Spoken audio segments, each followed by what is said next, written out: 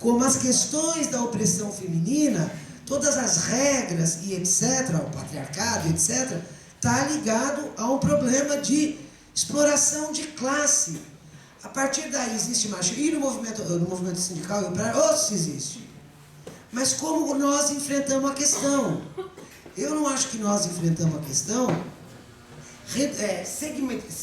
segmentando o problema como se fosse um problema específico da mulher. Porque o homem que é machista, um trabalhador que é machista com a mulher, ele é tão oprimido quanto ela, e quanto mais machista ele continuar, menos condição de consciência ele vai ter de fazer a luta, de ter uma consciência verdadeiramente plena, libertadora e plena do mundo que ele vive. O trabalhador acaba sendo escravo de ideias que não satisfazem as suas necessidades. E eu acho que é aí que o machismo se coloca. A partir daí, quer dizer que então, no socialismo, a questão do feminino vai estar resolvida? O socialismo ele não vai resolver muitos problemas. Não é o do socialismo. Aliás, a projeção é a humanidade caminhar para o comunismo, não parar no socialismo. Mas o que eu quero deixar estabelecido, Liane, eu acho que é isso que é o problema, que na minha opinião atrapalha a luta conjunta com os nossos irmãos de classe, é o problema de compreender que a mulher não vai dar passos efetivos na sua libertação com medidas, seja paliativa dentro da sociedade burguesa, ou apartada do mesmo problema que o conjunto da classe está colocado a resolver, que é o problema de que sociedade nós temos, uma que é regida pelo interesse do lucro, através da propriedade privada dos grandes meios de produção, e que daí faz tudo que tem contra para explorar o trabalhador, ou uma sociedade onde os meios de produção socializados vai ser gerida para o bem-estar da sociedade, e não mais de uma classe social. E eu acho que tem confusão em relação a isso. Por exemplo, eu falei que eu acho que ia comprar briga, eu vou chocar mais ainda talvez. Quando houve a discussão de cotas do PT, eu fui contra a discussão de cotas. Eu sou contra as cotas.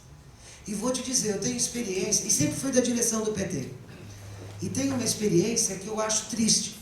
Muitas companheiras que nem se colocavam o problema de ser da direção, porque tinham outros interesses, mas alçadas à direção, porque era a obrigação e as cotas, acabam não desempenhando o que poderiam desempenhar em outro lugar, em outra luta. Inclusive numa luta que, para lutar, você não precisa ter sempre um posto aqui ou acolá. Então, são essas questões que... Mas eu sei, a discussão existe, eu sei que tem divergências grandes, mas é assim, a vida é rica porque a gente pode confrontar as posições. Mas eu, como marxista e militante ainda, eu acho que eu não me encontro num espaço exclusivamente feminino. Assim dito, não me encontro. Bom, sobre a questão, na ordem, da Margot, que a rigor a Margot deu um depoimento aqui e fez um convite. Cadê a Margot? Margot, pode convidar, eu topo ir, mas eu já falei para uma outra companheira de Maringá que você combina com alguém para não fazer tanto calor assim naquela cidade, hein? Porque olha, aquela cidade... Mas tudo bem, depois eu deixo o meu... Agosto vai ser muito calor. Tá. Bom, agora entrando nas duas questões que a Marisa colocou. Primeiro sobre a reforma política. Tá. Já que você introduziu o assunto, eu vou ter que falar um pouquinho mais sobre a reforma. Posso falar? Não, primeiro é o seguinte.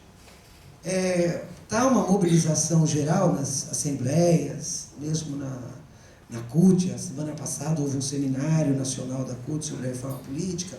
O PT está organizando seminários e tal. Bom, eu tenho uma opinião assim, bastante precisa sobre essa questão da reforma política. Não é original a minha ideia, um dia eu li um articulista escrevendo, ele tem razão, faz alguns anos, que sempre que começa um governo, o governo começa a se falar da reforma política. E depois a coisa não vai adiante, e ele falou, começou de novo a embromação. É evidente que esse país precisa de passar por uma série de mudanças. Essa reforma política que está em curso, ela tem um caráter, num certo sentido, na minha modesta opinião, de uma certa manobra que é para tentar responder a um problema real, mas que os que estão manobrando não têm a disposição de responder até o fim. Quando eu falo os que estão manobrando, estou falando das instituições. Estou falando do Congresso, estou falando dos partidos todos, etc. Bom, mas o debate está posto. Uma vez o debate posto, no caso o PT, o partido que eu faço parte, fixou lá umas posições que eu considero que são assim... nada. Porque qual é o problema que esse país, por exemplo, está confrontado? Vocês sabiam que no Brasil, vocês sabem, o voto que eu dou em São Paulo vale bem menos do que o voto que alguém dá em Rondônia. Aqui não existe a história de... Um homem, um voto. Um homem, uma mulher, um voto. Um homem, uma mulher, um voto. Um homem, um voto, uma mulher, um voto. Não existe isso. Isso daí não se toca. Não está em discussão na reforma política. Essa excrescência que é o Senado Nacional, Senado Federal, todo mundo no PT discutia há muito tempo, muita gente, era voz corrente. Tem que acabar com o Senado Federal. Não se toca. E fica lá o Sarney reinando há trocentos anos. Mas daí, se você introduz esse debate, o que se diz? Ah, mas que com esses partidos, com esse Congresso, não dá para ir mais além do que isso. Então nós precisamos ir até onde dá consenso. Bom, agora, mas vamos ver até onde esses parceiros fazem consenso. O último consenso que eles fizeram foi para dar uma tunda na questão do Código Florestal, votando a emenda 164. E derrotando o governo com a emenda 164. Então, o consenso com esses aí para fazer a reforma política agora. Então, por que eu estou dizendo tudo isso, Marisa? Porque quando você diz... Essas audiências sempre são coisas meio limitadas, né, assim, do ponto de vista do debate.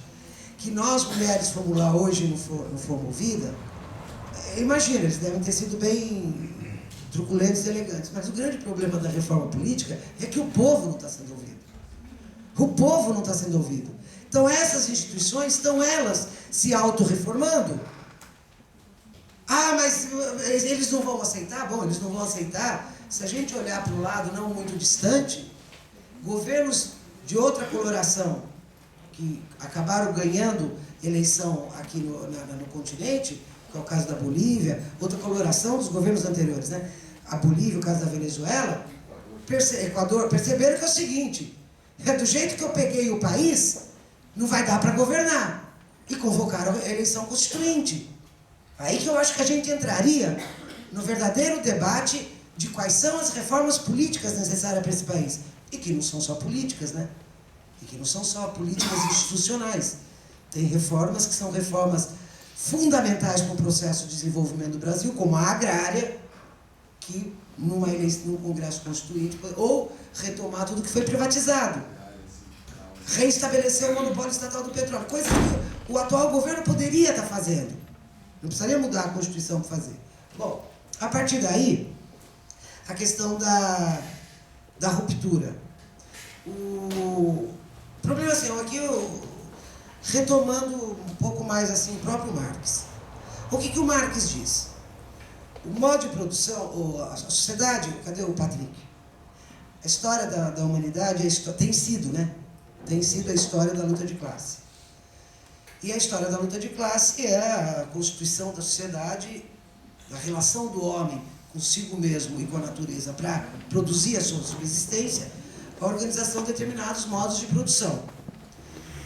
E o que diz o marxismo, o que diz o Marx? Quando o modo de produção, que é como os homens se organizam entre si para se relacionar com aquilo que eles precisam manusear para produzir a sua subsistência, quando o modo de produção não ajuda mais a desenvolver as forças produtivas, a revolução, ou seja, passar desse modo de produção para outro, do feudalismo para o capitalismo, está colocada.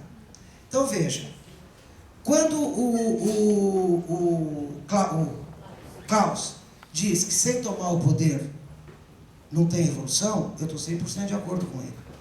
Qual é todo o problema da situação que nós vemos hoje? Por que o capitalismo vai de crise em crise e não sufoca? Eu não concordo muito com o Klaus quando ele falou, em ausência, desculpa, que a crise do capitalismo não está produzindo nada. Está produzindo a situação no Oriente Médio e está mostrando algo que muita gente podia pensar que era inimaginável. Que o imperialismo e suas instituições eram inabaláveis. E a gente está vendo que não é bem assim. Os baluartes, os pezinhos deles lá na situação do Oriente Médio estão indo. Bom, mas o capitalismo em crise, do ponto de vista objetivo do marxismo, já deveria ter evoluído para o socialismo. Socialização total do trabalho, socialização dos meios de produção. Ao contrário, continua concentrando cada vez mais. Bom, porque tem o elemento subjetivo. E qual é o elemento subjetivo? O elemento subjetivo é, sim, a única classe que é capaz, historicamente, pelas condições reais do capitalismo, a única classe que pode colocar a tarefa de socializar os meios de produção é a classe operária. Portanto, sim, a classe operária tomar o poder. Isso se faz pela via eleitoral? Olha, você pode ter uma eleição, que a eleição de determinado governo evolua para abrir uma situação revolucionária que possa chegar à classe operária tomar o poder. Mas para evoluir, para abrir essa situação revolucionária, é preciso, em primeiro lugar, que um governo progressista que assuma não comece a se adaptar às instituições. Então, por exemplo, quando Chávez ganhou as eleições na Venezuela, ali se abriu um processo, uma dinâmica revolucionária, que ele foi sendo obrigado, inclusive, a tomar medidas, empurrado pelo movimento de massas, as estatizações, a reforma agrária, PDVs e etc. Achar que a eleição por ela mesma, e aí eu falo muito à vontade, porque eu estou falando do meu partido, onde eu discuto, etc. A mentalidade que predomina hoje no PT, que ganhando um governo, primeiro mandato, segundo mandato, terceiro mandato, quarto mandato, que assim nós vamos indo e assim nós vamos melhorando o Brasil, e com políticas que são políticas completamente enquadradas pelo que é a política do G20 e etc., aí não é que não faz revolução, companheirada, não é que não faz. É que chega uma hora e começa a virar um obstáculo à revolução. Vou dar o exemplo que foi citado na parte da manhã. Olha, eu já estou tão louco. Na parte anterior. O Partido Socialista Operário Espanhol, há 6 anos, o Zapatero, em maio do ano passado, recebeu um telefonema do dono. Faça assim, ele fez. O Partido Socialista da Grécia, Papandreou, fez. A Grécia está na situação que está. O Sócrates fez, tomou uma naba no Congresso, teve que renunciar.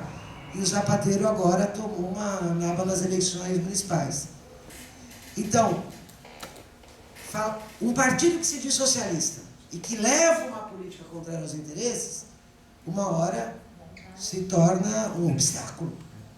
E na Espanha, os trabalhadores começaram a enxergar isso.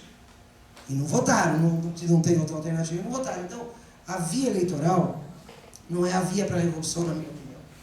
Você não muda um modo de produção com um decreto governamental de alguém que foi eleito em eleições burguesas, porque as nossas eleições são eleições burguesas. Para mudar o modo de produção, você tem que ter, antes de mais nada, as massas com a iniciativa, organismos de poder, e isso é uma das coisas que faz com que a gente possa dizer que na Tunísia há um processo de revolução em curso. Eles estão construindo organismos próprios de poder, que são os comitês de salvação da revolução tunisiana, da revolução do país, e chegar e tomar o poder do Estado. Porque pela via eleitoral, na democracia burguesa, não vamos pedir para burguês deixar de ser burguês, que eles não vão deixar. Não vai vir. Aí eu acho que tem que ser a via revolucionária mesmo. Obrigado.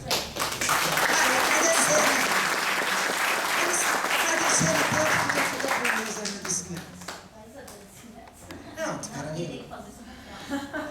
vocês fazem.